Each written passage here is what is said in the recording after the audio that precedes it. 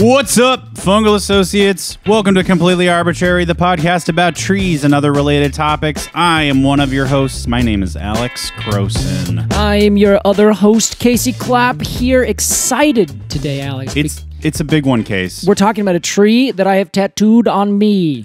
Wow, there it is, huh? This is it right here. I always like to do this. This is my very first pine cone tattoo. Really? Yeah. What year did you get that?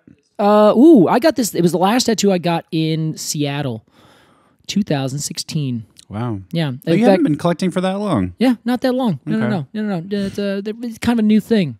Right on. Yeah, I wanted to, historically, I've always gotten a tattoo any place I've lived. Right. So I actually was moving out of Seattle, and I was like, I'm moving in a week. Where can I get a tattoo? Oh, wow. Called a bunch of places. Finally got a hold of this one place. I think it's called Slave to the Needle. I wish I could remember the name of the artist. He was kind of new. He's like, yeah, I don't got anything booked. And then crushed it. Amazing job. Really did. It's one of my top favorite tattoos. It looks fantastic, Casey. And that tattoo is of today's tree. That's exactly right. And I mean the with a capital T. Capital T. Whitebark pine. I love this tree. This one feels big, Casey. Yeah, does it? Why? In a couple different ways. Whitebark pine's very popular. Uh-huh. We get a lot of requests for the whitebark pine. Yeah.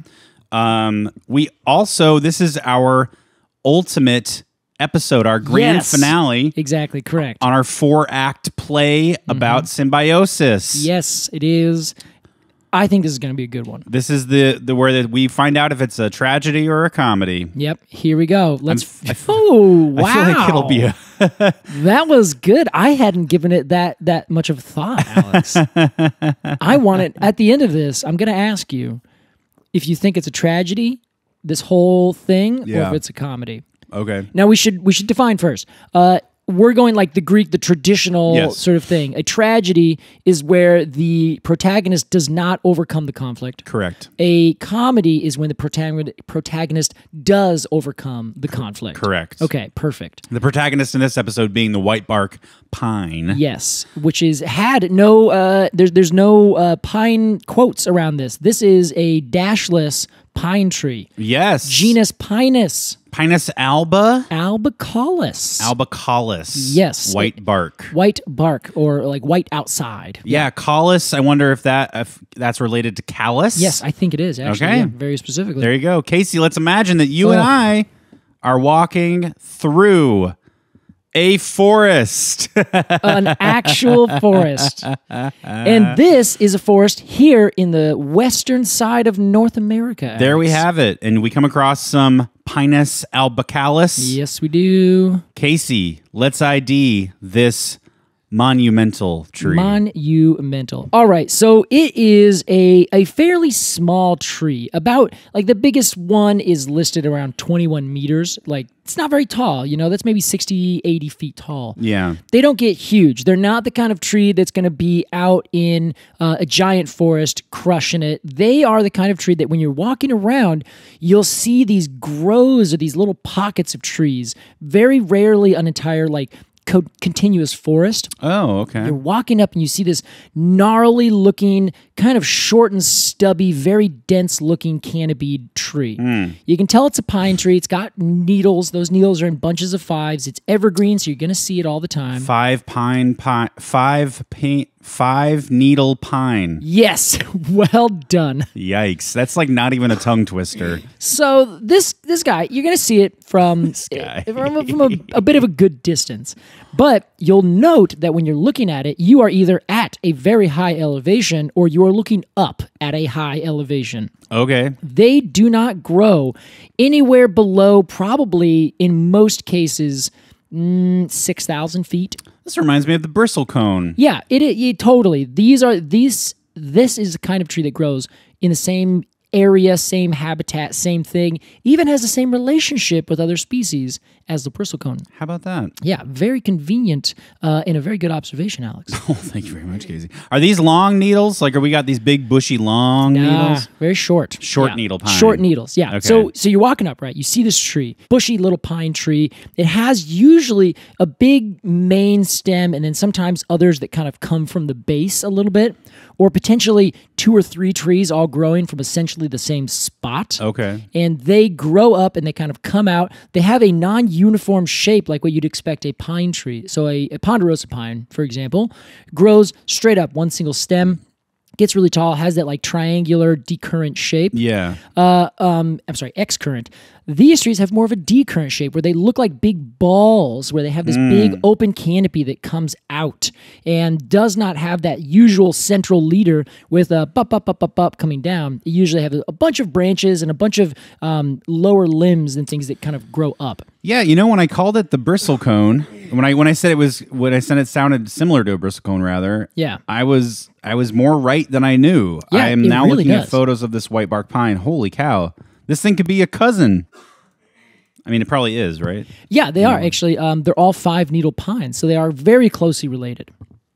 And being 5-needle pines, they are usually have kind of soft cones. So the cone itself is usually pretty short, and 5-needle pines tend to have cones that aren't like really, really rough and woody, you know? Really? I'll give you an example of the Monterey pine. Oh, okay. That is not a 5-needle pine. That is a 3-needle pine. And it will have a really hard, like almost softball size and consistency cone. Okay. You were just going to point at a cone, weren't you? This Italian stone pine cone I have. 3-needle pine. Okay. Yeah, so same thing as ponderosa pine. They have 3 needles. They have these big kind of like woody, kind of bulbousy cones. I like this softball metaphor. Yeah, it's very, and it feels like that. But 5-needle pines. They tend to have really long cones or cones that have scales that you can kind of move around a little bit. Like they kind of are not like obtrusively hard. Sugar pine, 5-needle? 5-needle, but that one, they're really long.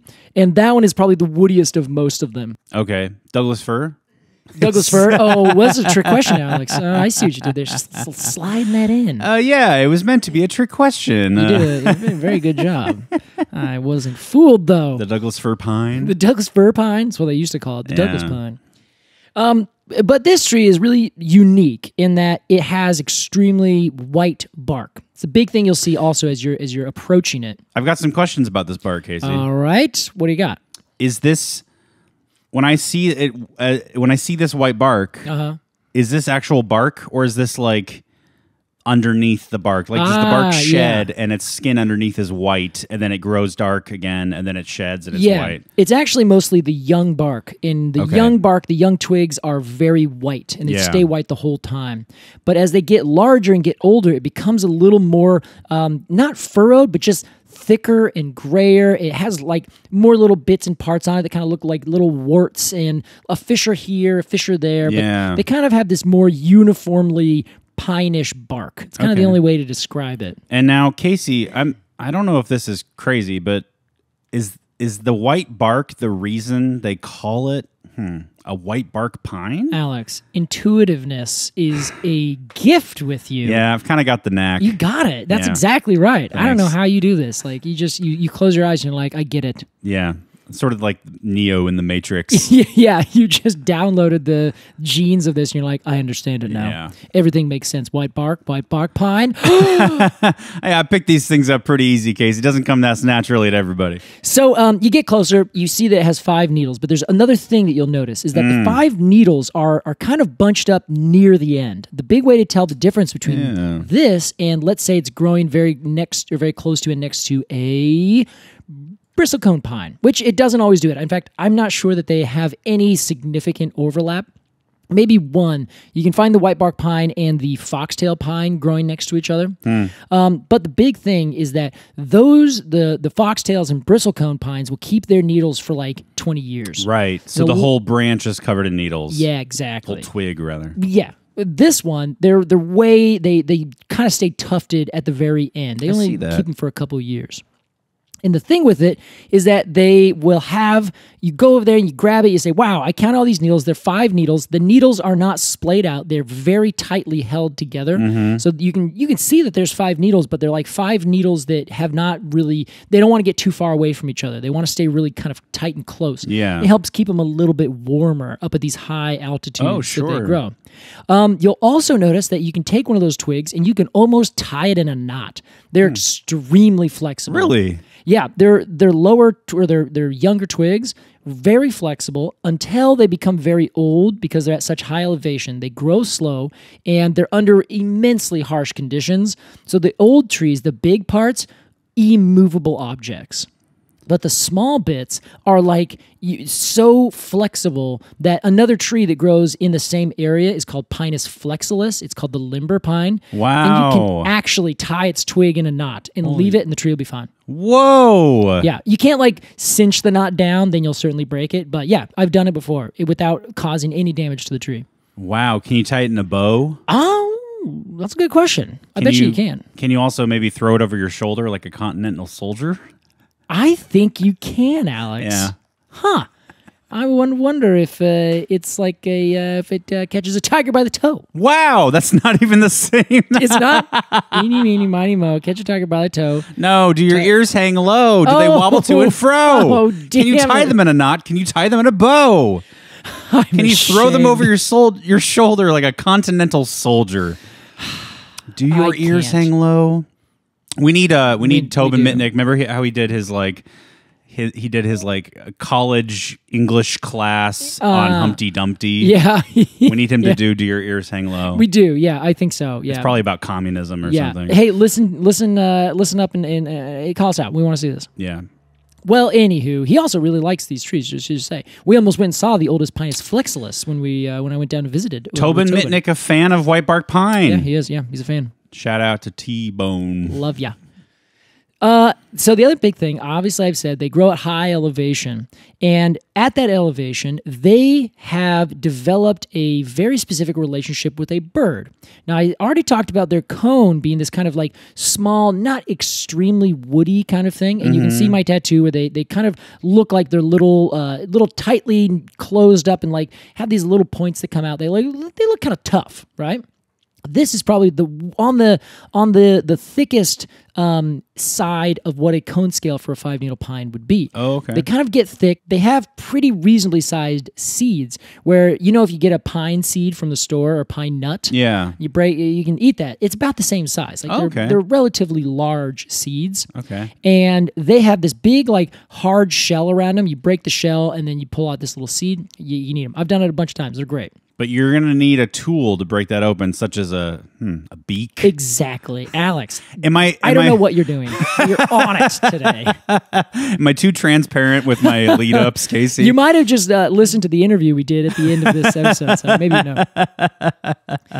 You're exactly right. So the cone, it does not open wide enough. The scales don't open wide enough for the big seeds to escape. Right. They are broken apart, and you can almost never find a seed from this species of tree inside a cone, or rather, you can never find a cone that has not been completely broken open by some animal.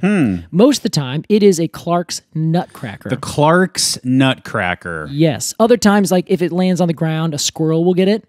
And if you're in places where there are bears will get up there and just ever so gently break them off and eat only the seed and none of the actual cone. Aww. Yeah, they're apparently extremely good at just being like glup, glup, glup, glup, glup, and just eating just what they want. With their long nails. Yeah, their long nails and their little skinny tongues. Oh, Very wow. dexterous animals is what we're saying. I love bears, but I also fear them. Hey, that's a good relationship. I love you. I fear you. I respect you. It's very Christian. Yeah, very medieval Christian. Yeah.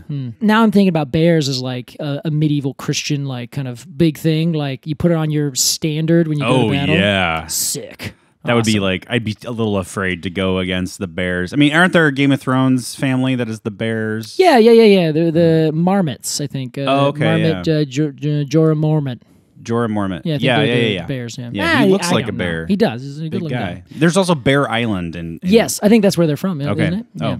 I got to reread that book is what I need to do. Like, I just read Game of Thrones? I need to reread all of them. Or Song by Spider. Yeah, it might take me long enough to start at the very beginning that by the end of book, was it 5 now? Yeah. Book 6/potentially 7 will already be out. That would be pretty incredible. Ugh, George R.R., stop it. A lot of people say it's never going to happen. Yeah, exactly. He's gonna die before it happens. Yeah. Hope not. We're all praying.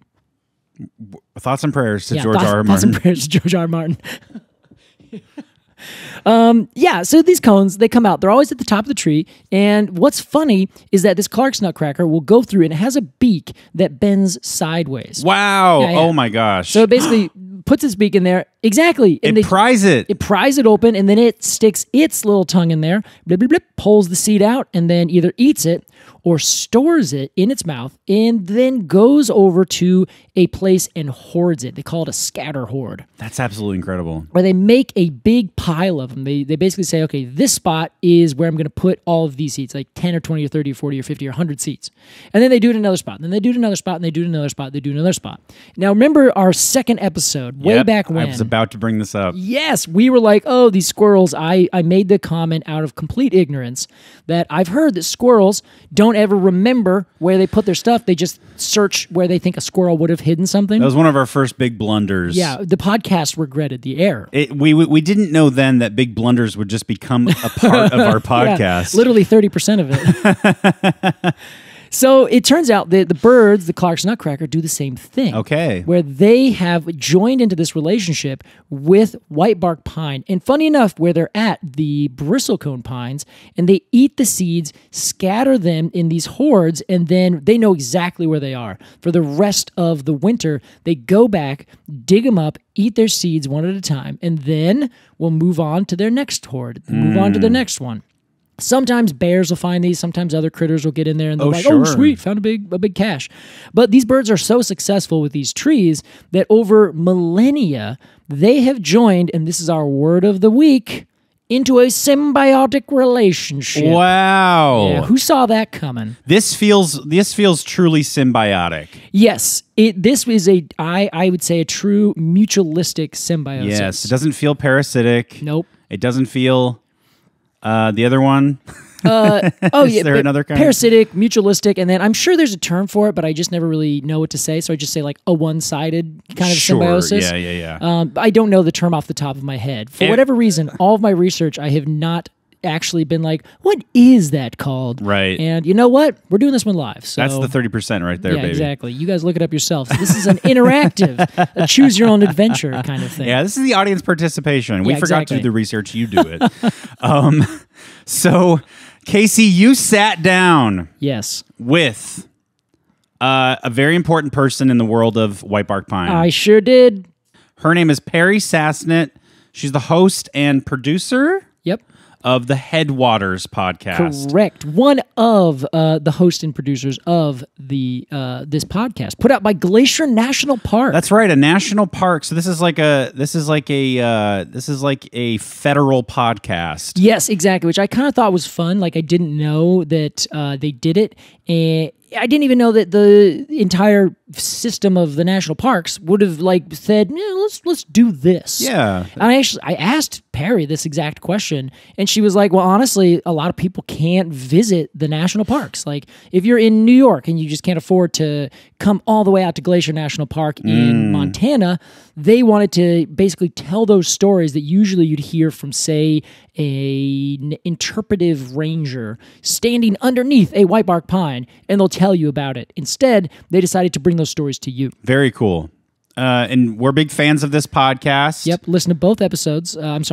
Both seasons. And we reached out to Peri, or Peri reached out to us. Yeah, a little bit of both. And you sat down with her to talk about the whitebark pine and the challenges it's facing. Yes. And the plan moving forward. And we have that interview after the break. We'll be right back with more Completely Arbortrary.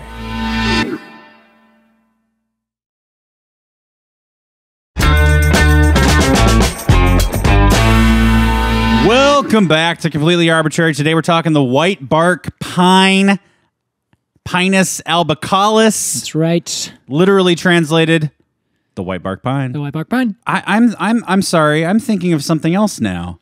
Alba. Yeah. White. Albatross. Albatross. Albus Dumbledore, potentially, is named after his white hair. If you add up Albatross and Albus Dumbledore, it's 23. Oh, my God. Jim Carrey's seminal horror movie. Oh, it's so good. It's just so good. I think one day I should go as that for Halloween. Yeah. And just like write numbers all over my face and my arms and everything. I'm from the movie 4. Yeah, I'm from the movie 4. The sequel, the prequel. Walk over there. Oh my God, you have 2 speakers, 1 TV, and a game set. That's 4. That would be brilliant. Well, Casey, as you mentioned earlier, this episode is the grand finale. Yes. In our series about symbiosis. That's right. What a wild ride it's been, and this is a great one to end on because this relationship between the Clark's Nutcracker and the Whitebark Pine feels very wholesome to me. Yeah. It feels like it could be the basis of like a Pixar short or something. Oh my God. That would be... I would love that. Oh, yeah, you would. Just like a little pine tree that like, and this is, I would believe that Pixar could do this without like making the pine tree like the Mother Willow where it has like a face and it talks and everything. Yeah. Give it like a personality. For sure. Through their storytelling. Yep. The bird, of course, can have the best personality because, you know, they're the best. And the bird's lineage can kind of grow up with the pine tree. Exactly. Yeah. That sounds beautiful. A little tale of 2 friends. And you know what? These birds have character. Like, they talk to each other all the time. Really? I was camping amongst a grove of one of these in Northern California, and there was, I was woken up at like 7 o'clock on the dot by a bunch of these birds around my tent. And they're just like, bark! And like squawk, and they fly away, and they go to something, and they squawk all about you. Wow. Yeah. They don't like it when you're in their like grove. They're like, get out. But they, I think, were just kind of squawking. Then they moved on to another grove, and then I got up and I moved away. Did you see any bears while you were camping? No, 0 bears there. In fact, I don't think I've ever seen a bear or a coyote, or not a coyote, a cougar while I have been backpacking. That's like my worst fear. Oh man, it's what I'm waiting for. Like, really? it's on my to-do list. To be encountered with a bear or a cougar? Yeah, not in. Lion? I don't want. I think I should change that exact phrasing that you used. I don't want to be encountered by one because then it has been looking for me, you know? I want to see it on my own terms. Okay. Or if you do see one, like you're walking down, there's a bear in front of you, it's like, oh, huh. Like a black bear are really, they're not aggressive bears most of the time. Okay. Black bears, they'll get into your food if they have the opportunity. They'll come around, and there's all sorts of horror stories, of course, so given. Yeah. But in the math of it, the likelihood of that happening across the United States is like very, very low. You just honk your horn, they'll run away. Yeah, pretty much. They don't want to mess with you. They're just like, I gotta go. They've learned, most of them, to be afraid of humans, black bears. But grizzlies. Grizzly bears have no fear, and that is the one scary thing. Even indigenous people have like, that is the bear you don't mess with. All the other bears, you can kind of be fine with, but that's the bear. Yikes. Our entire existence is like, be careful with that. Those ones are scary, they're big and tough. Oh my God, they're so strong and they're so big. Yeah, but they don't climb trees. So if you just climb a tree, a grizzly will kind of look at you and then just they'll be bored and they'll move away. Wow. But they can't, or they don't climb. Black bears do climb. You just have to kind of be bigger and scarier and don't get between, a mama and her cub kind of thing. Sure. So our friendly little bird, the Nutcracker, and our Pixar short about the tree and the bird. Yes. You're right. It is a wholesome example of symbiosis, mutual symbiosis. It's relationship goals. It is. And the tree says, I'll give you this food. I think you're great. Just please don't eat it all because I really need it to have, my children, to have a new little baby. Right. If you are that tree, your benefit is you are dispersing your seeds. Yes. If you are a nutcracker, which is funny enough related to like crows and blue jays and things. Really? Yeah. Nutcracker's not actually a bird. Like a nutcracker's those things that you get, for Christmas time. Oh, yeah. Yeah. So Clark's Nutcracker, I always think is fun. Like I've never heard of a bird called a nutcracker. I see. Until this bird. Anyway. Clark's Nutcracker is the budget ballet put on by yeah. Clark's. Yeah, that's how you avoid the paying the rights to do the Nutcracker. This is Clark's Nutcracker. It's different. Anyway, Alex, it's a definition. Sorry. Dumb podcast, I know. No, that was a dumb input by me. What? No, it wasn't. What are you talking about? It was Clark's Nutcracker. I could do so much better. Yeah, okay. I mean, you could do better, but that doesn't mean this was bad. So. That's my goal. It's just like, not great, but it could be worse. Well, yeah, isn't that everyone's goal? I reckon so. Well, so it turns out, Alex, that I have given you a little bit of a red herring in terms of how this whole symbiosis was going to end. Oh no! The obvious thing here is that you have the symbiotic relationship between the bird and the tree. Yeah. Great, cool. We did it. We talked about it. We got it done. It's the same thing as the ant. Potentially. Sure, the ant from the... Cecropia. Cecropia. Yeah, maybe not exactly the same, because then we had the discussion like, what is everyone benefiting? Is one not benefiting? This, it seems pretty clear. There's two benefits, but it's not so close of a symbiosis in that there's a couple different species that the bird could use. Also, the tree hasn't developed so explicitly that it's only this. Remember when we talked about the figs? There was a wasp. Yes. That wasp and that one species of fig were united and combined. Yeah. One existed, or if one did not exist, the other would also soon not exist. Yeah. That is some intense symbiosis. With these two birds in this tree, the symbiosis is there, but it's way bigger, Alex. And this is something that the Headwaters podcast really kind of brought into a larger kind of context, right? Yes. And what's important is that essentially there's two things that we're going to talk about that I talked about with Peri. The first is what's going on with this tree. What is the what's going on in terms of this tree's survival? Because there's some things that are happening to it right now that are threatening its existence, which then, of course, threatens the existence of other things. And at first you say, well, shoot, that bird, the one Clark's Nutcracker in these areas are going to perish because the trees are getting affected by this disease called white pine blister rust, which kills the twigs and the needles.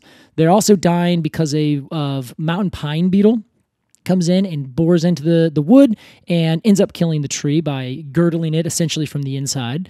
And then you have climate change. These trees grow at the highest elevation. They grow where they cannot move up any further because they're already at the top. So these three things are affecting the trees. And what was notable is that if these trees perished, it would not just affect the birds. It would affect a giant cascade of everything else. Which brings me to my glorious conclusion of the question. Is symbiosis something where we can say it's just these two things? Or how far out can we expand the idea of symbiosis? In terms of if I and a whole ecosystem are all kind of dependent on something, or we have what you're going to hear in a second called a keystone species, where exactly can we put that definition of symbiosis? If one tree species is a keystone species in an entire ecosystem, does that make the entire ecosystem and the tree in a symbiosis? Well, Casey, now we're talking. Well, let's listen in. Boy, have the stakes been raised. They sure have, Alex. So let's give a listen to a couple clips here that we got from our conversation, where we should note, if you want to hear the rest of this talk, this is just some snippets. That's right. We have that on patreon.com. Go to patreon.com/arbitrarypod. That's right. The whole uninterrupted, uncut. It's insane. Unrated. All the deleted scenes are in there. Yeah. Everyone's going to watch them. The 4-hour Snyder cut. So let's listen in and hear what Peri had to say about what a keystone species is and what's going on with the whitebark pine. Whitebark pine is a keystone species, and that's why everyone's so worried about the threats that it's facing and its decline, is that it's not just like, well, it's a tree, it has things that depend on it, but they can find other food sources. Its role in the ecosystem can be filled by other things. Like, no, it has so many links to other species that rely on it for food. It's important kind of in forest structure. Like, it lives at the very top of kind of where trees can live in the subalpine. And the way that Clark's nutcrackers plant the seeds, it's often one of the first species to come in after a fire. So it's kind of a pioneer species and then can support other trees coming in afterward. Its big canopies help shade the snowpack so that spring runoff is a little bit slower, a little bit less chaotic. We've certainly all seen the effects of chaotic spring runoff this year. Yes, we have. But yeah, there's just so many links to other species, and the seeds in those cones are just such an important food source and such a rich source of protein and fat for so many species, including people. And so if we were to lose whitebark pine, it would have, pretty huge effects. Yeah, definitely. And so right now it's white pine blister rust, and is it the mountain pine beetle that's doing this? Yeah. Diana Six, who we talked to, described it as a three-legged stool that whitebark pine's kind of sitting on. And then these three threats, the pine beetles, blister rust, and climate change, are each kind of chewing away at one leg of that stool. Yeah, and that was a really interesting way to describe it, where if any one of those things kind of takes over, then the tree's kind of toast. So the three-legged stool really, I think that exemplifies it very well, just that triangle of doom. Right, yeah. And like maybe it could fight off one if not for the presence of the others, and they all kind of combine to be more than the sum of their parts in attacking the species. A three-legged stool of doom, slowly being gnawed at by three different enemies. Huh? Yeah, exactly. And I think that's a really curious thing, where you think of a stool, and if one of those things is like goes away, everything else collapses. Stool's falling over. Yeah, it doesn't need to be more than one of them. Any of those three things could cause the destruction. Yeah. And the other thing that she brought up is that this is a keystone species. All the things that relate to this really intense ecosystem at these high elevations are predicated on the existence of these trees, or at least they have a really huge impact on a bunch of things that cascade down. You know what I mean?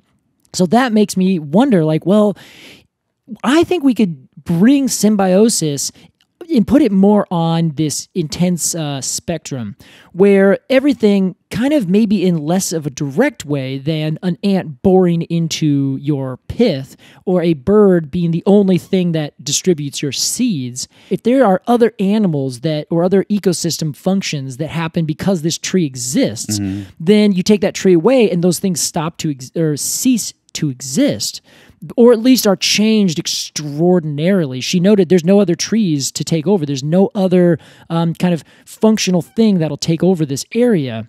If you're in a lower elevation, you lose all your pine trees, your firs and your spruces and your other things are going to come in, right? So it was really curious, where it started to get me thinking that a symbiosis at a certain level exists, and that is the basis, the most fundamental sort of relationship in an entire ecosystem. Very cool. Yeah. Okay, great.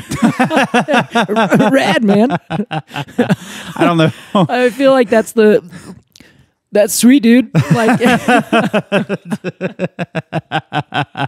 I know, Alex, it's a big concept. No, yeah, I mean that's what you're encountering with me right now, is that it's such a big concept that I'm sort of like stunned. I'm like, oh, okay, yeah. It's like, okay, could we do that, or does that change the definition of symbiosis? Right. I don't know. Well, so I decided to ask then what it is that the folks at least the National Park Service are doing to try to keep this keystone species in place. So keep this symbiotic sort of cascade functioning. Let's hear what Peri had to say.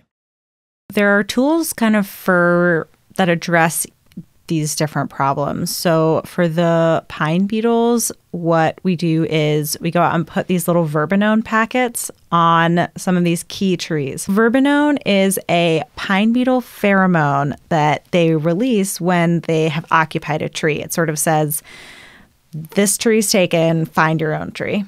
And so we can put verbenone, little packets of it, on trees we can't put it on every tree.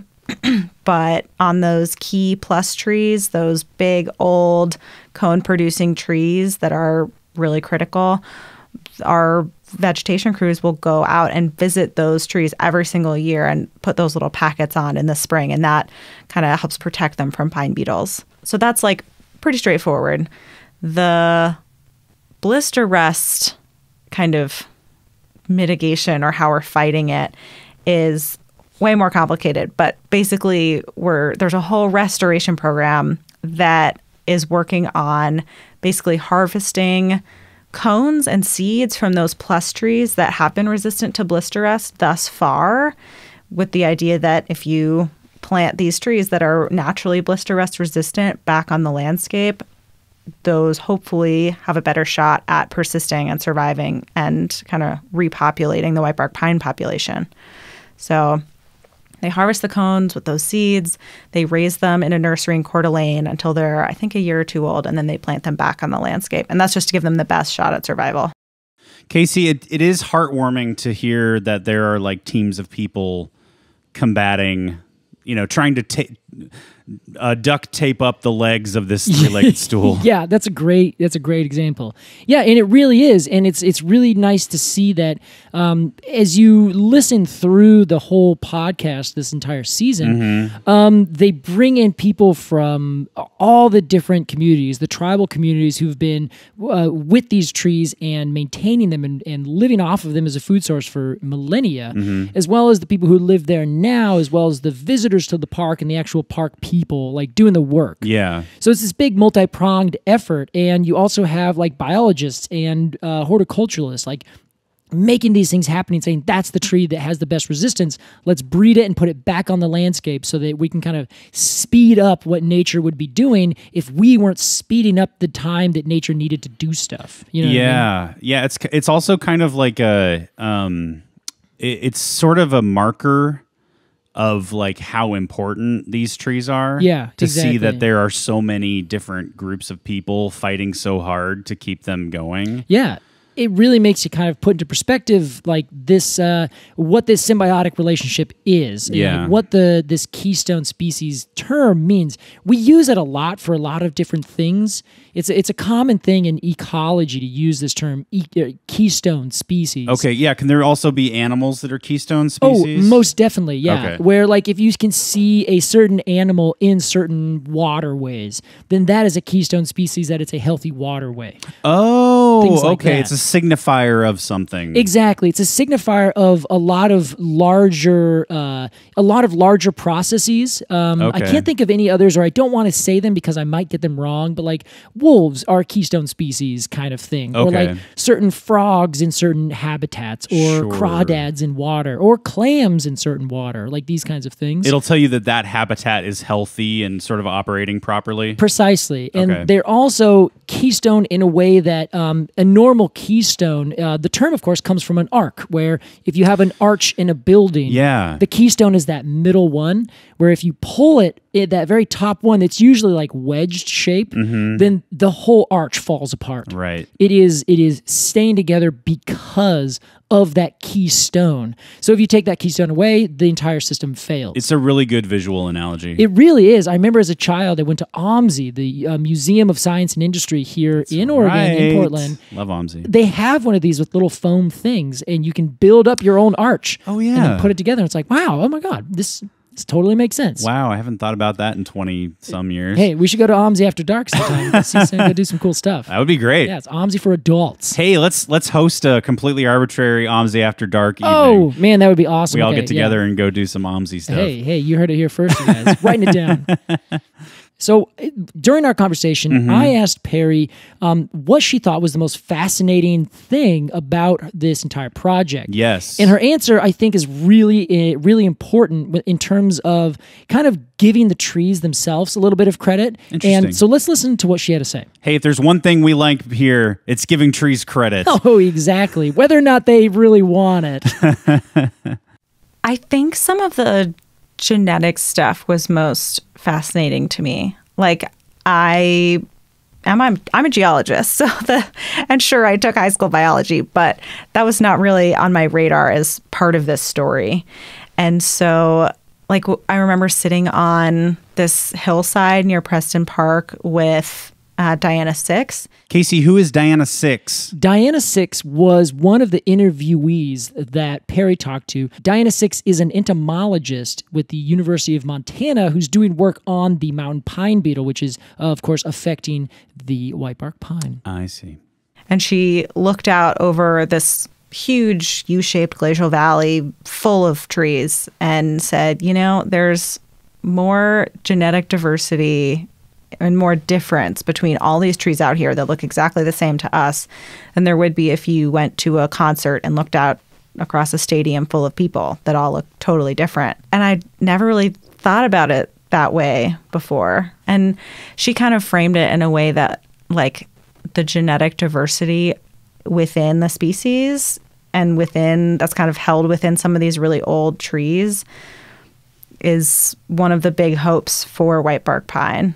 And that's just a way I'd never thought about conservation or restoration or trees before. So is the idea that because there's a broader pool of genetics that they have more to like select from to try to find resistances to these things? Yeah, kind of. Where if you have an entire population and you have diseases, then if you have a low genetic diversity, then the disease will affect them all essentially the same. Sure. So if you don't have resistance, none of you are likely to have resistance. Conversely, if there's a high genetic diversity, it's very likely that one or two of those individuals in that population, or several, some percentage, will have some resistance, you know? Okay, so the higher genetic diversity, the higher percentage of those trees will be resistant. Is that the idea? Very likely. There's a higher likelihood. I see. Correct. So then if, in this case, white pine blisterus comes through, it kills all of the trees except for a few that are resistant. Those resistant trees will be able to survive and basically start the whole population anew.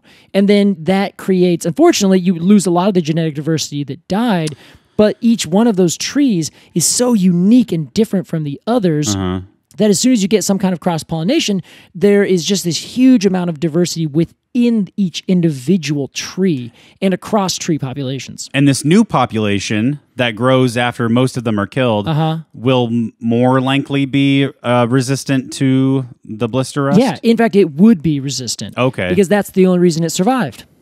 Wow. Yeah.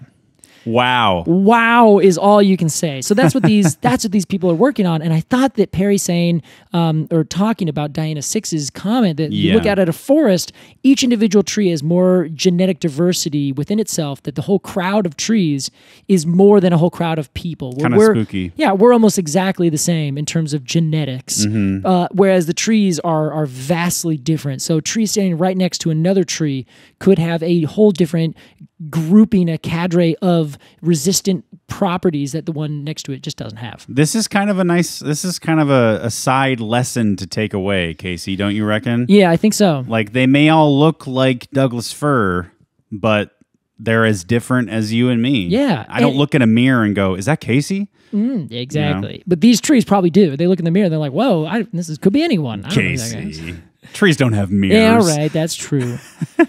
Well, unless they grow next to a pond. You know like what? Narcissus. I was thinking that. Yeah. Or like they looking down. Yeah. Okay. So you know what? We take that back. The podcast regrets the error. Trees do have mirrors. A madrone growing over a calm sea, of course, has a mirror. Duh. Wow. We're going to get canceled. Yeah, we are. Mere cancel culture. Well, so there's one last clip that I want to play from our interview, Alex. Yes. And it makes me, mainly, I just want to talk about sort of how this plays out with symbiosis, because my theory, my kind of thesis that I'm working with here is that symbiosis can be enlarged to an entire ecosystem. Right. And the big like kind of bow on top of that in terms of how you and I can change our perspective, all of our listeners can change our perspective, is that if we people are a part of that ecosystem, we are a part of that symbiosis.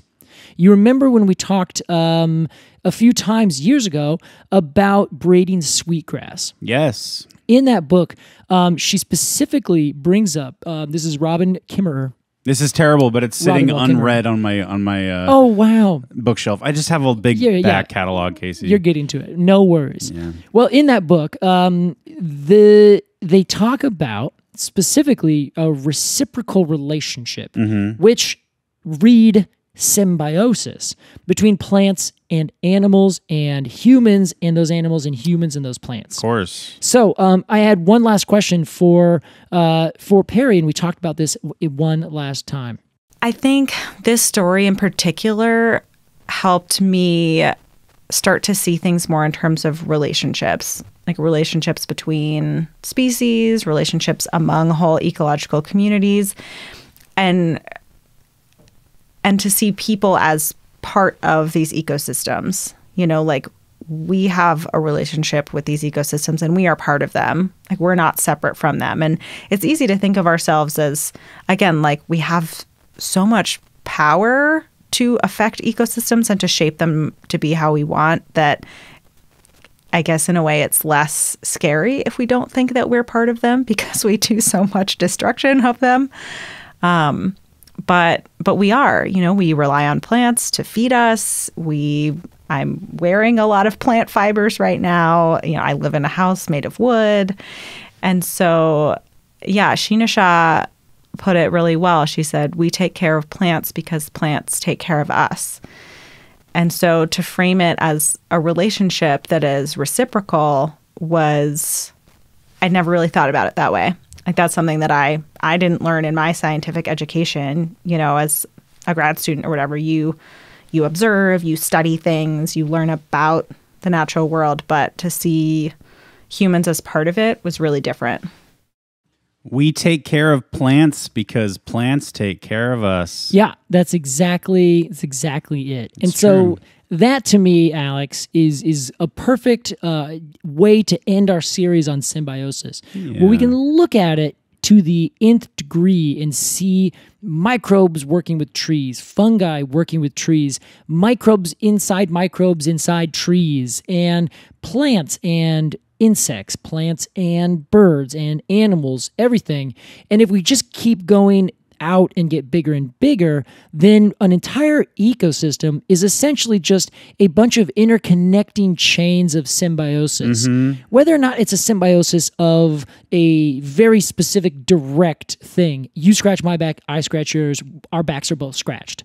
It could be that the back of mine is getting scratched by something else, which is getting helped by something that's getting scratched by that thing that then comes back around. And because the sun shines over here underneath this tree, then this grass grows and that other thing ends up eating that. And now my back is scratched. Right. You know what I mean? Yeah. I mean, was that clear?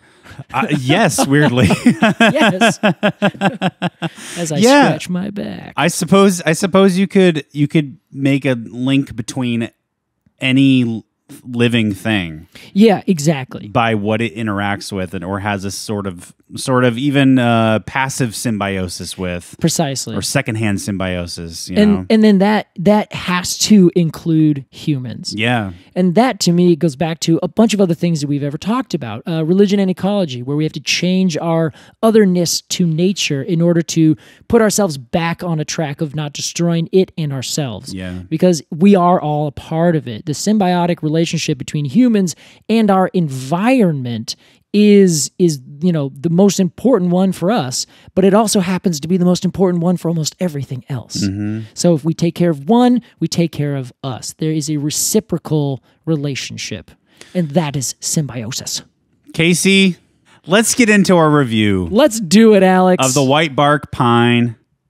We're going to give some final thoughts on this tree, then give it a rating of 0 to 10 golden cones of honor. Symbiotic cones of honor. Yeah, exactly. As our resident symbiote, we will begin with you. Alex, I'm happy that you began with me because I'm going to set the stage for this. Wow. I love this tree. Yeah. I think it's a beautiful tree. It grows in a beautiful place. It is a altruism rating of 5 out of 5. For sure. It is just, it doesn't like do any of these other things. It's not the oldest tree. It's not the biggest tree. It's not any of these other trees, but it's like Atlas, where it's Atlas and Methuselah all at the same time. It's clinging on to the side of a mountain and having its liver eaten out. It's also a tree that is holding up the world on top of it. Yeah. Sorry, did I mess up my Greek Greek things? Isn't Methuselah? No, this is perfect. Yeah. Okay. Thank you. You're thinking of Prometheus. Prometheus. Oh, dang it! It's Prometheus. Rewind. It's like Methuselah on the side of the mountain, and at Prometheus. The same time, God dang it! It's like Prometheus. Oh my Lord. Anyway, I'm gonna give the whitebark pine a 9.9. That's incredible, Casey. I think they're amazing trees. Yeah. I think they do the coolest thing. I think they have this complexness that is so subtle and understated until you look closely, and then you're like, oh my God. Like this entire ecosystem is dependent on it. And then that cascades down through everything else. Yeah. And I think they're also beautiful trees. Yeah. There are only a few trees that I get like really excited about when I see. This is one of them. For sure. There's my rating. That's what I think. 9.9. 9.9. That's incredible, Case. GCs of H.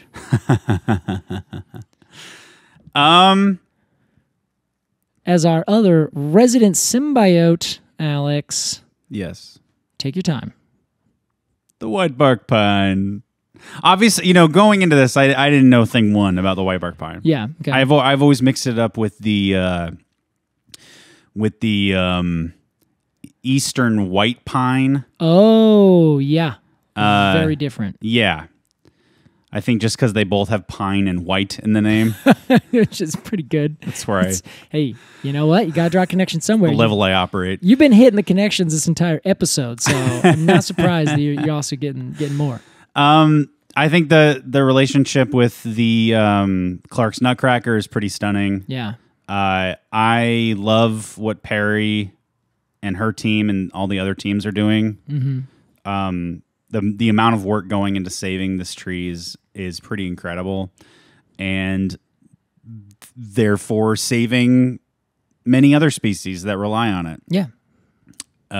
Or species that rely on those species, and et cetera, et cetera. Et cetera. Yeah, the scratchers of the backs of and the it backs. Exactly, and it all comes back to you and me sitting in this apartment recording this podcast. It sure does. It all affects all of us. It does. There's something very beautiful and very sad and scary about that, because at large, the world is not being treated so well. Mm-hmm. I think that's probably an understatement. It's a fair understatement, though. There are some potential moves happening in United States legislature right now that could help that. Mm-hmm. A lot of things are saying that there's a bunch of underwritten bullshit going into it as well. Mm. Maybe a step back, 2 steps forward. Maybe 2 steps forward, 1 step back. Yeah. Either way, that's a whole other podcast. Whole other podcast. We'll get there. I am going to give the whitebark pine a really solid 9.0. Okay. All right. That's fair. Like a really strong, sturdy 9.0. No matter how you look at it, no matter how you skin that cat, it's a 9.0. No matter how you skin that cat, says Casey Clapp. Casey, ways. Because we both gave the whitebark pine Yay! 9+ cones, I will now play the plus niner. Yeah. What is that called? Do we have a name for this song? I think we call this song no, we technically don't actually. But you know what? But I think I want to call it I want to call it the double niner. The double niner. Written definitely by Alex Crowson. You should beep that part out. Written definitely by Whitebark Pine. We salute you.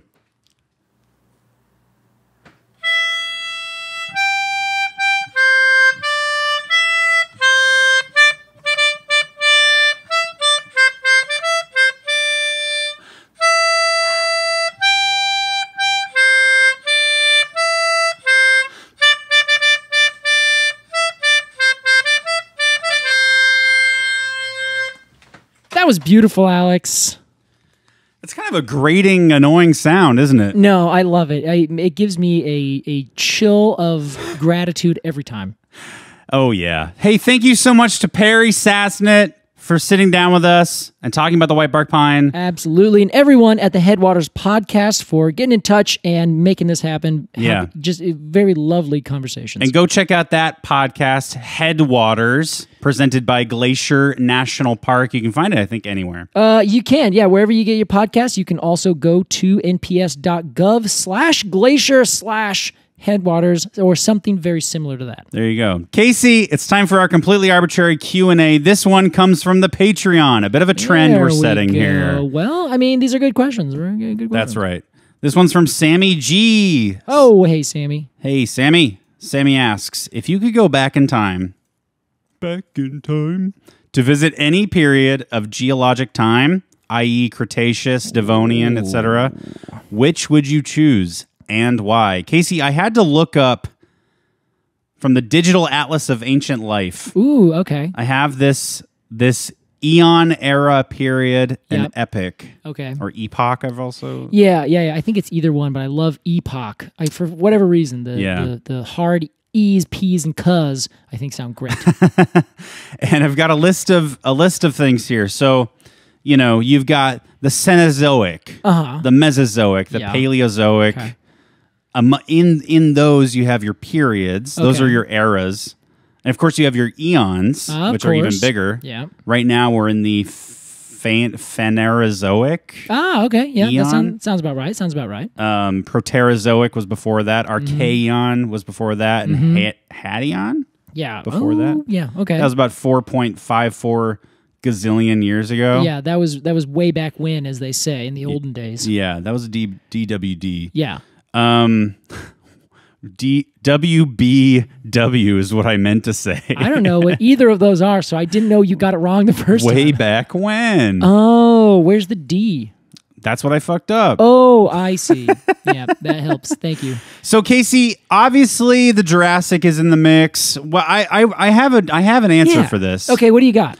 None of them. What? Alex never wants to go back in time? No. Oh, God. Come on. The past was terrifying. Oh, jeez. I would never, ever, I would want to watch it from afar. I would love to see it through a lens of some sort. But you couldn't pay me $1 billion to spend 5 minutes on Earth in any of these periods. Wow, that's not what I expected. Terrifying. You're just like, no, I get this. I'm good here. Time. Thank you. Giant bugs.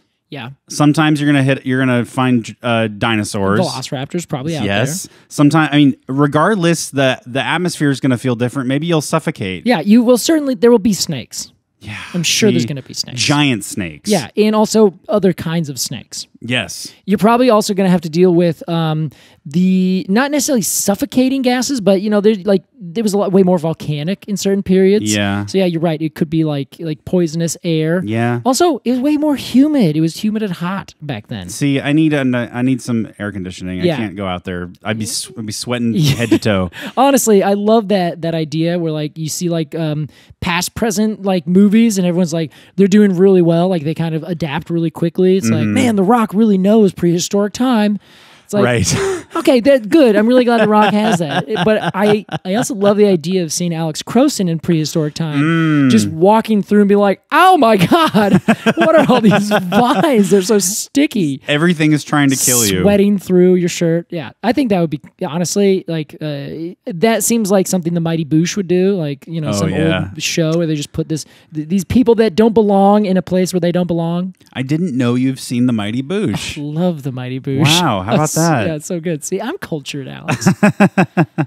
That's a deep cut, too. Yeah, oh, for sure. So what do you think, Case? Where would you like to belong here? Okay, I have two answers for this. The first answer is like 15,000 years ago, maybe 15 to 20,000 years ago. Okay, so we're talking Pleistocene? Yeah, exactly. I think it's the late Pleistocene. Okay. I might prefer to go back a little bit further to like the middle Pleistocene. Sure. My rationale for this is twofold. One, it's early enough that I can still recognize everything that's out there in terms of the plants. That's a good point, Case. So if I go back to then, I would be able to identify every single plant that I can identify today. And probably a bunch more. You'd probably even see some cool animals that didn't go extinct that long ago. Some giant sloths, some ground bears. Glyptodonts. Yes, 100%. Ground sloths, I think I meant to say, not ground bears. Ooh, yeah. There's all short-faced bears. Yeah. Well, no, not all. Some bears like to hang out up in the arbors. They don't have flight, is what I'm saying. Oh, I see what you're saying. Yeah. I gotcha. Mastodon. Yeah. And all those like amazing, crazy animals that went extinct coincidentally when humans came over into North America, came down into Australia, and these kinds of different pressures on the ecosystem caused these changes. We're not going to say what those pressures were, but they were there. Yes, I 100% think that would be the coolest time. I have a second answer, though. That's my first answer. Yeah. That gives me the opportunity to go back and be like, I see how it is. Like, go up to Seattle and be like, whoa, check it out. This is what Seattle used to look like. Sure. Before they did everything that changed Seattle. You know? Right. Obviously, the biggest issue is that it would be way different. It would be like unrecognizably different because the water level is going to be higher or lower. Like, those kind of changes would affect it. But you could probably still pick out a lot of the same stuff. You know, if I could do like a Christmas Carol type thing. Oh, get taken by a ghost of Glyptodon past. Yeah, and nobody can see me or sense me, and I could just sort of sit and experience what it smells like and what it sounds like and what it looks like. It smells just like Papa's dinner. Yeah. this Glyptodon urine. Yeah, okay, I'm with you there. Yeah. That would be great. That's sort of the conditions I would set for myself. Okay. Well, so I have one other answer. Okay. It would be about the time that ginkgo and metasequoia were like at their peak. Okay. So this is about the end, was it 65 million years ago was when the dinosaurs kind of went out off the table? Yeah, the beginning of the Cenozoic era. Yes, the end of the Jurassic. Yeah, Cretaceous. Cretaceous, okay. Yeah. So I would love to go back to the Cretaceous, I think. Okay. Because it would be fascinating to see something now that I can't recognize anything but a few species. Yeah. See the widest majority of, let's say, the Arcariaceae, like see what they all look like, where they all came from. See all the other pine species and fake pine species that are growing over in now what we know is Japan. Yeah. But back then they were all over the northern hemisphere, all the way into what is now North America. It'd be fascinating. I would love to see like so far away that it's like, oh my God, this is what the Dawn Redwood used to look like in these giant forests of Dawn Redwoods in Araucaria. And like, oh wow, there's a nascent little maple kind of tree that's just growing up. That'd be cool. Yeah, I can't decide which one I would prefer right now. So, well, that's Christmas Carol. He had 3 of them. So there's your picks. Oh yes, but the third one was in the future, wasn't it? Yes. Yeah. Oh yeah. no. Yeah. So all right. Yeah. Let me know how that goes. Anyway, this has been completely arbitrary. I have one more answer, Casey. What do you got? I would love to see like. I guess I'll call it the Hadean. Okay. Way back when. Which was when the Earth was just like volcanoes. Yeah. Just like made of volcanoes. That'd be sweet. I would like to see just like the most primordial, like, you know, just goop floating around. Yeah. Volcanoes. I don't know. It was like right after things just started getting going. That would be fun if you could also like kind of speed up and like just jump forward by years and years. Have a little scrubber that I could go, let's go forward by 30 million. Yeah, but you can watch it all happen. Yeah. Yeah, I would be totally with you for that. That would be, honestly, like Genie comes down right now, I would ask for those 3 wishes. I might ask for 2 of those and keep a third one in my back pocket. For sure. You know, just in case. You're going to want that when, you know, the I don't know. You're going to want that. Yeah, we're going to need it. We're going to need it. Yeah, so. And you can't afford a flight to China, but you really want to go to China. I wish I was in China. All right, you got it. Oh, man, that'd be good. Thank you so much, Sammy G, for your question. Hey, any relation to Allie G, you think? No, actually, I know this person. They are related to Kenny G. That's incredible. They're all cousins. Yeah, world class. If you have a question about trees, email us at arbitrarypod@gmail.com or join the Patreon. That's kind of how we're trending lately due to some news that we will share later. We're very excited. About the Patreon. Or support the Patreon. I guess that's and support the Patreon. Yeah. Continue supporting the Patreon. Patreon.com/arbitrarypod. You get bonus episodes. You get Cone of the Month Club. We'll send you cone stickers illustrated by independent artists every single month. Casey Clapp. Alex Crowson. A big thanks to Peri and the Headwaters team. Yes. A big thanks to everybody working so tirelessly and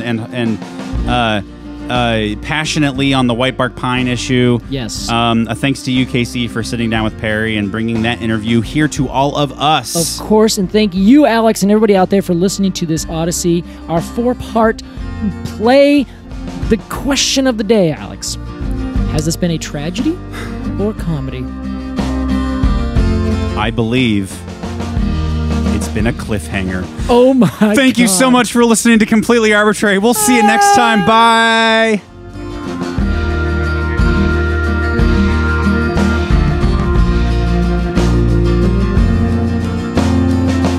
Completely Arbortrary is produced by Alex Crowson and Casey Clapp. Our artwork is by Jillian Barthold, and our music is by Aves and the Mini Vandals. And you can support the podcast at patreon.com/arbitrarypod. And find additional readings at completelyarbortrary.com. Thanks for listening.